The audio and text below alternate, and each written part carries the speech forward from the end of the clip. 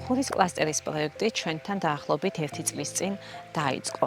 პროექტი მიზნად ისახავდა სხვადასხვა მეწარმეების გაძლიერებას, როგორც მათი მეწარმეული უნარჩვევების განვითარებაში, ასევე პროფესიულ განვითარებაში. ამ მიმართულებით ჩაგვიტანდა სხვადასხვა ტრენინგი, როგორც მეფუტკრეობის მიმართულებით, ასევე ბიზნეს ტრენინგები. მე პირადად უფრო მეტი გავიგე ამ მეფუტკრეობაზე, ფუტკრის პროდუქტებთან დაკავშირებით მივიღე ცოდნა, გამიჩნდა უფრო დიდი ინტერესი, უფრო პროფესიულად შემესწავლა ეს საკითხი და ჩავაბარე პროფესიულში და ამ მიმართულებით ჩავაბარე და ვსწავლობ.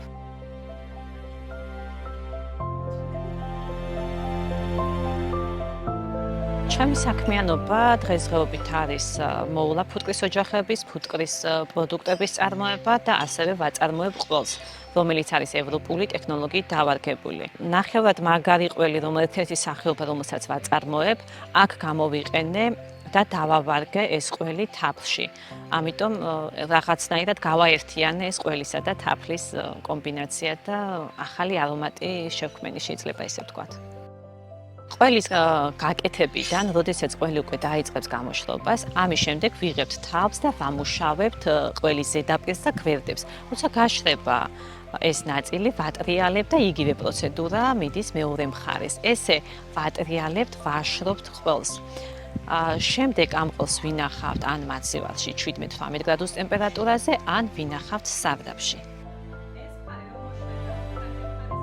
მთელი ამის ხიბლი ის არის, რომ რაღაცა შენს რეგიონში ქმნიდე ისეთ პროდუქტს, რომელიც არ არის თან ეგზოტიკურიც არის, ახალი გემოებია, სასიამოვნოა თუნდაც სტუმრისთვის და ეს გამოარჩევს. გრილზე შესაძლოა ყველს ვაკეთებ, მასდამს ვაკეთებ, კრემ ყველს ვაკეთებ, ბურატას ვაკეთებ. ეს კაჩოტა იტალიური, რომელიც ნახევრად მაგარია, ჩვენთან ცოტა სხვა გემოს იძლევა, ამას ვაკეთებ. მოთხოვნა არის ტრადიციულზე.